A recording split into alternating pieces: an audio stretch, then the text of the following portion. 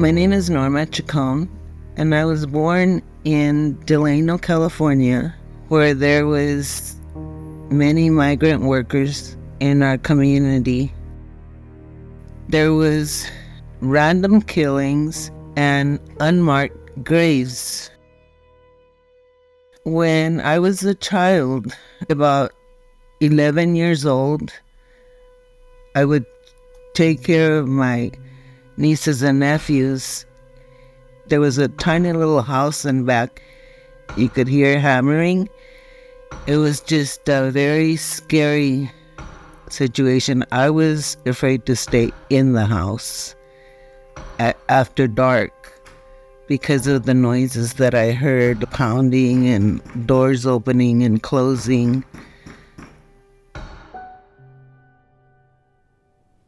We were left with my brother. He was watching myself and my siblings. We were sitting on the floor. He had fallen asleep on the couch. The door, which was right in front of us to the outside, started shaking like it was not even connected to the hinges. We got so scared, we woke up my brother. He seen it and said immediately, do the sign of the cross. We did. It finally stopped. When I was 12 years old, I went to my sister-in-law's mother's house with her. She actually did black magic. She would call the dead. People would go see her to do that. I got curious. Instead of a door, she had a curtain. I went and I peeked in. I saw her slouch backwards and shaking. A man's voice was coming out of her. I just got so scared that I got away and never did that again. Her mom did channelings and helped cure people. When I was married, I had a little boy. I had taken him to the hospital because he had diarrhea really bad. His little eyes were rolling to the back of his head. He spent the night. They told me the next day that there was no cure for that because they couldn't figure out why he was having diarrhea. There was nothing they could do for him. The only thing I could do was take him home. My mother said, we're going to take him to my sister-in-law, to her mom. We go over there. She tells me that she's going to massage him, that she could cure him. She said, I'm going to pull his little skin in the back 3 times. She showed me on his spine. She says, and if it pops, that means that he's empachado, which means, I don't even know how to explain that in English. It's like something a child gets when they eat something that they shouldn't. He was only like 2 months old. She did it, it popped, and then she turned him over. She gave him a spoon with a little bit of white powder in it. When we were leaving, he was instantly okay. At that time, I had left my husband. I had caught him with his ex-girlfriend, and my mother had shared this information with her. When we were walking out the door, she hands me a folded up little piece of paper and she tells me, I want you to say this 3 times a day until you're happy. I said, okay. I went to the car and I read it. It says, Saint something. Do not let Mario eat, sleep, or be with another woman until I say.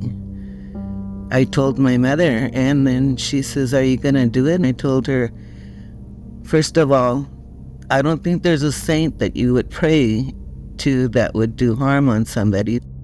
I ended up throwing that away. That's the sort of thing that she did. One time I was visiting my dad in the early 60s. We were playing in the backyard. He was digging something for whatever reason. He found a jar the size of a regular mayonnaise jar. And in the jar was a little voodoo doll made of cloth. It had his picture glued to the face. My dad said somebody put a hex on me. He pulled the doll out and burnt it. My dad was a womanizer. He had this one woman that he often went to spend the night with. My mother went over there to pick him up. The woman tells her, "He's not going anywhere. He loves me." He tells her, "I'm going home with my wife." He started laughing. She told him, "You better laugh all you can, because after tonight, you will never laugh again." He was never able to laugh again. He would pass out, which was scary and unexplainable. Another time in the late 50s, my brother was walking home in the middle of the night. While he was walking, he heard a woman laugh really loud.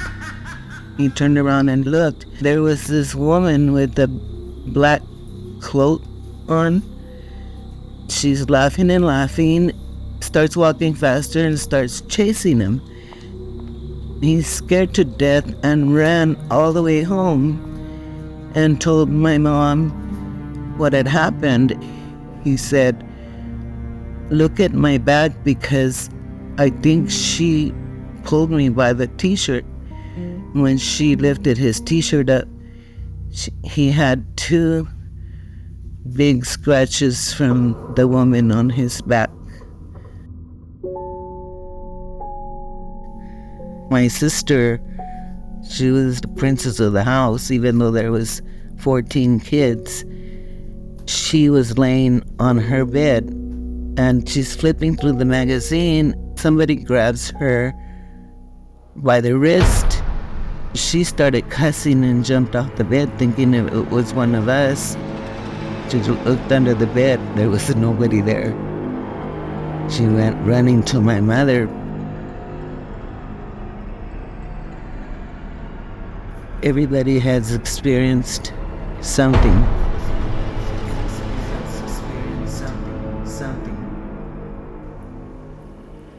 The same brother and my other 2 brothers were probably up to no good on the way home from Bakersfield on the freeway. All of a sudden they hear this woman laughing and laughing. The woman peeks through the windshield and her hair is flying everywhere. They drove straight to the church, ran in and told the father. The father went out there to bless the car, and when he did, an owl flew out of the car.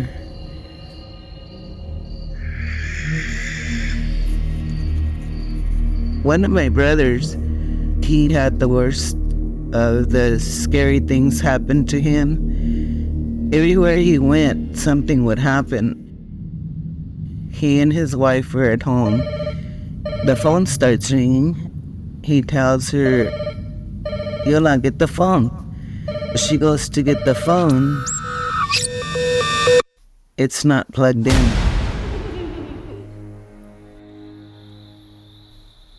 The same brother in the same house went to bed one night. When they lifted the sheets, found an upside-down cross made of dirt on their bed.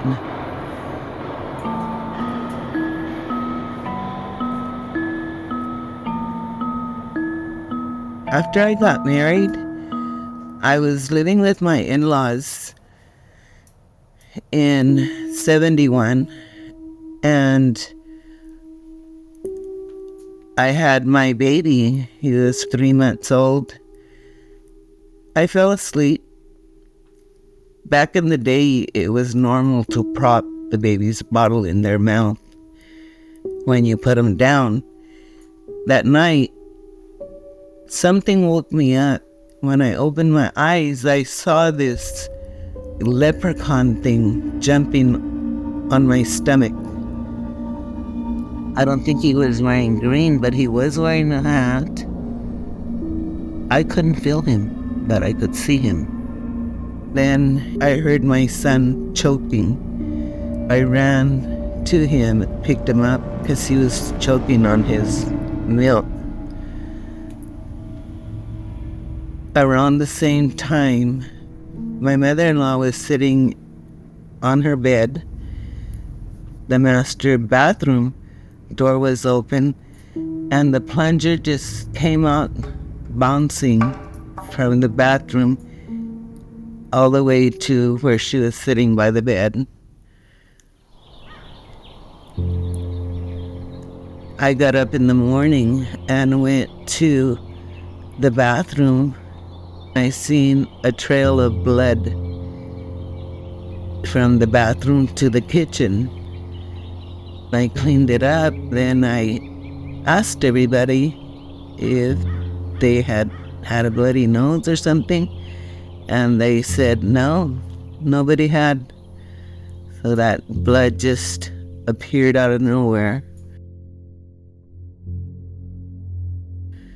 Eventually, when my husband came out of the military, he went back to McFarland and got hired by this rancher to drive a tractor. I thought it was normal for a husband to get their check on Friday and leave and come back on Sunday night. I was a big chicken to begin with, and my baby at that time was probably around 2. I was sitting in the corner of the living room just holding him, feeling like I had to protect him if anybody broke in, because it was out in the country. I got so tired, I had this great idea to go to my room, lay on my bed, which was against the window. I opened the window thinking, if somebody comes in, I'll just jump out the window. I'm laying there, not facing the window. I hear flapping. I looked. There was an owl perched on the tree. The owl started laughing like a woman, really loud. I saw it and I heard it. It's a Spanish word, lechuza. That's how a witch travels, in the form of an owl. We ended up moving to the mountains. Things started happening there too. The doors would open and close when nobody was in the rooms. One time, me and my husband were in bed, and somebody was trying to force the door open. He got really mad. He gets up to go yell at whoever it was that was up, and there was no one anywhere. Whenever we left to go somewhere, we would come back and there would be a puddle of water in the middle of the kitchen floor. I believe that a curse was put on our family. All of us experienced something, some of us worse than others, but we all did. Usually a curse is put on somebody because of jealousy. Somebody might have been jealous of my dad, wanted to stay with him. He chose not to, so they did that to him. Like that lady that made him not able to laugh again.